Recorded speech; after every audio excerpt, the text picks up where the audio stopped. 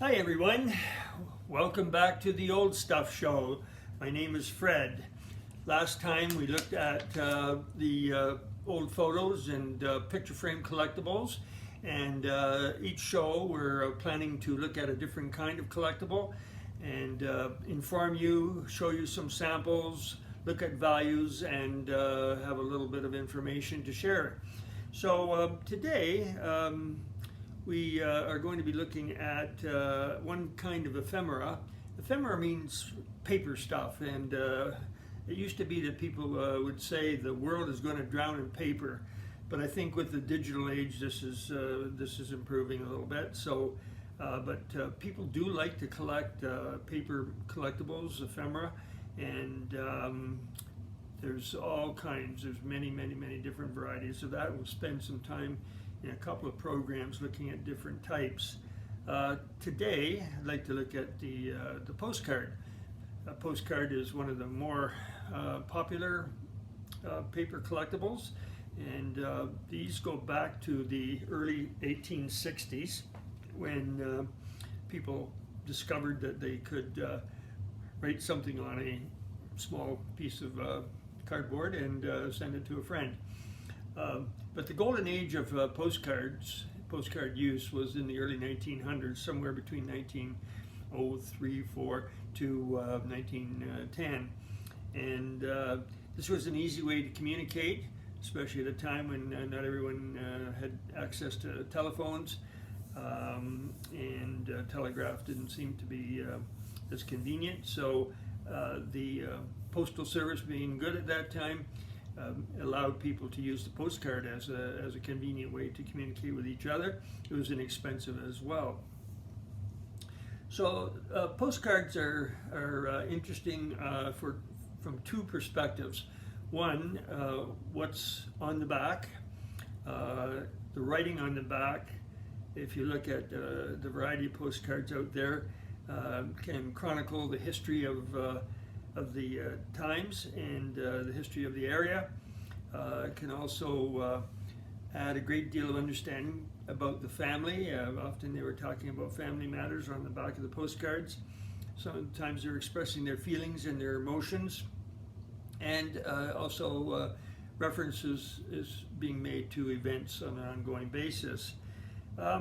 People relied on postcards to stay in touch. They couldn't travel necessarily. Maybe someone lived quite a distance, and it was just a convenient thing to use to keep in touch. So the writing on the back offers that type of communication.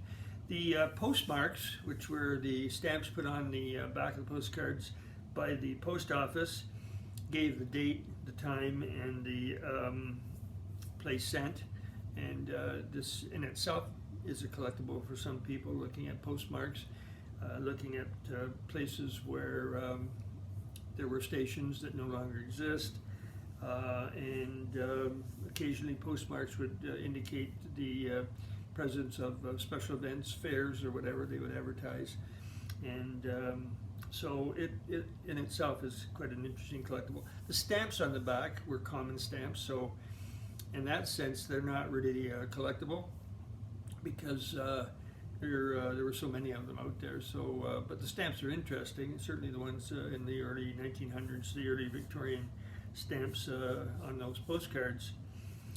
So that's the back.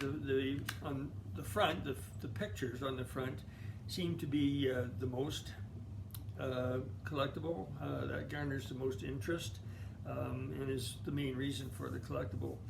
There are many different categories. One of the more sought after type of postcard is called the real photo postcard, or shortened RPPC. And these are cards that have incorporated actual photos taken by photographers, put on the postcard, and they're different from the lithographs. If you looked at the lithographs, you would see on a magnifier lots of little dots, but these are actual photographs that were turned into postcards. Often these garner great interest because they capture places, and people are looking for that. How do you tell the difference between the real photo and the other? If you tilt the real photo postcard up a little bit, it's like an oily finish. It comes out kind of looking oily-like, and so that's the real photo postcard. There are photo postcards, and there are lithograph postcards, and in many different categories, as I said. The well-known photographers, sometimes that's in itself a reason to collect. For example, in Western Canada, Byron Harmon was a well-known photographer who took beautiful photographs of the Rockies and Banff and this type of thing, and his postcards became very collectible and show a lot of different things out west in terms of nature. In Central Ontario, the Sarnia, Port Huron, Michigan area, Pesha, P-E-S-H-A, was the photographer who became very popular in terms of collecting. I have seen many Pesha cards. They're very hard to find. I've seen this one is a blow-up of a Pesha card, showing the railway car at that point. But his cards, I've seen ice boats on frozen rivers, lots of unique little events that were going on, and it tends to be a localized sort of thing. So he's very collectible. In the lithograph cards, there are many categories, and so most of the collectibles are looked for by things such as small town main streets, railroad stations, trains, military photos of World War I, World War II, personnel events, events like the parades that went on often in the old days. Black Americana, any picture with a black person has been in the past very collectible. Humor, ships, amusement parks. Those are just a few of some of the categories that seem to be popular for collectors. Not so collectible tend to be the greeting cards or the greeting postcards. There are some exceptions, like the regular greeting postcards for Christmas, Easter, St. Patrick's Day, that type of thing, are not quite as valuable, but there are a few that stand out. If you have a greeting card that has a Victorian Santa Claus on it, that could be worth a little more. Old Valentine pictures are quite interesting. One of the more interesting ones that seem to be sought after are the Halloween postcards, and they are quite difficult to find. So if you look at, I have a few examples here. If we just look at this one here, this is a good example of a real photo postcard. It is taken at a scene in rural Ontario. Has a value of about $20, and it's just unusual, and people look for things that are unusual. So that's a good example of a real photo postcard. There's also the kind of brownish sepia. This is another type of postcard, a sepia postcard. This one is interesting because it shows the interior of a restaurant, of a department store that no longer is in business. Sometimes there's nothing on the back, depends, but there's no change in value in terms of whether there's nothing or something, depending on what you're looking for that way. And interior postcards, again, like that one, which is the interior of a restaurant, but it does have information on the back. It has numerous stamps and a postmark. The postmark here is 1952, 53, and lots of writing, lots of information. I mentioned Main Street. This is a little more current, but some of the older main streets of small towns that are no longer around are especially interesting. But really any old main street scene of any town in your area would be quite collectible. Military,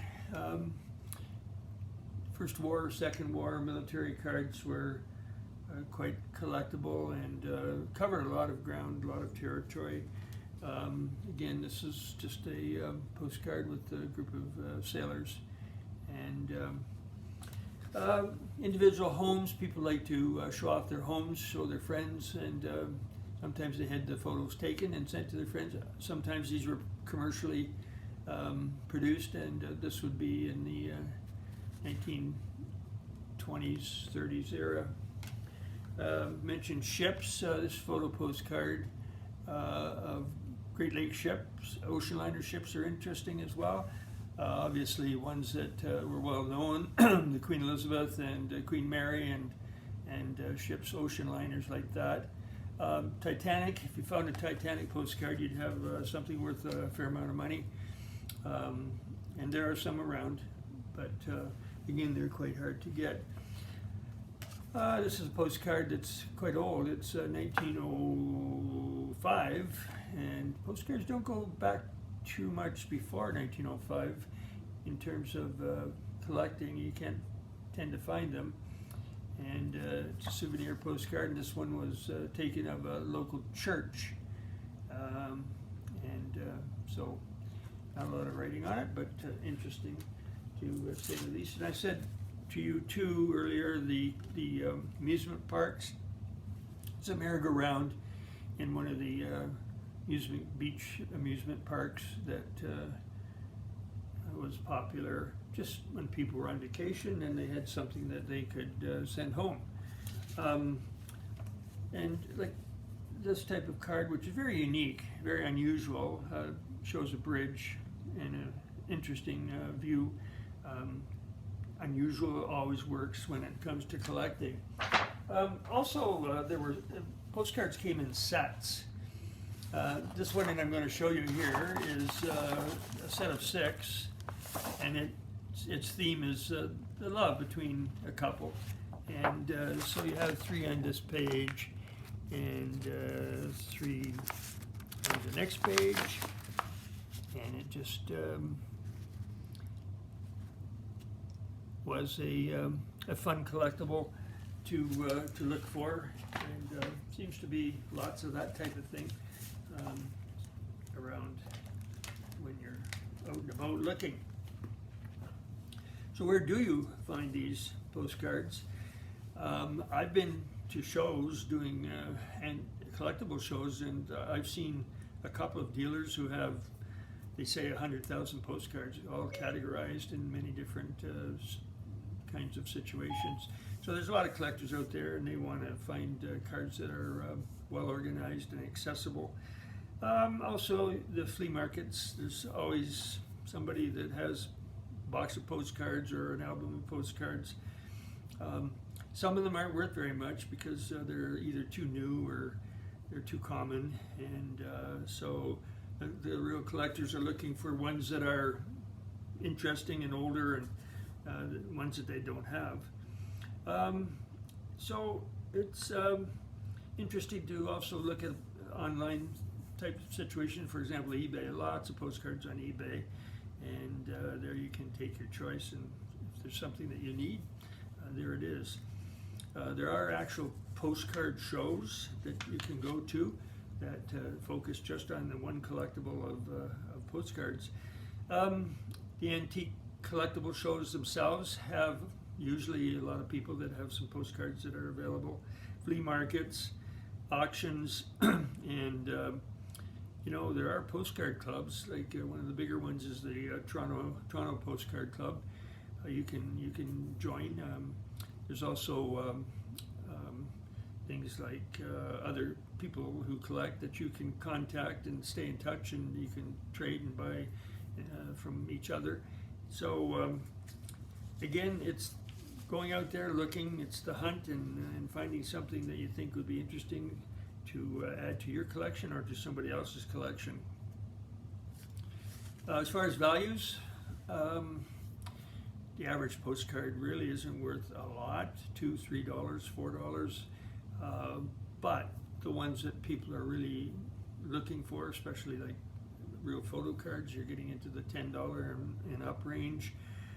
Ones that are very scarce and very difficult to find. Like I said, the Titanic postcard, you might pay $75 for that one, depending on who owns it and the condition. So it's not an investment that's going to hurt you. It's just a lot of fun looking for them and finding out where you can find them. Postcards often too are sold in albums. People have spent a lifetime looking around, and this is the thing about the collector world today. Maybe up to 10 or more years ago, there were a lot of people who were collecting certain kinds of things, and they put a lot of effort into it, a lot of time over the years.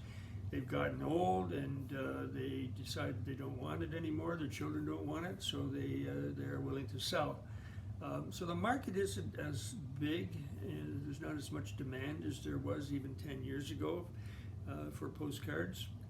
But it's if you're looking for yourself, so there's a great opportunity there for sure.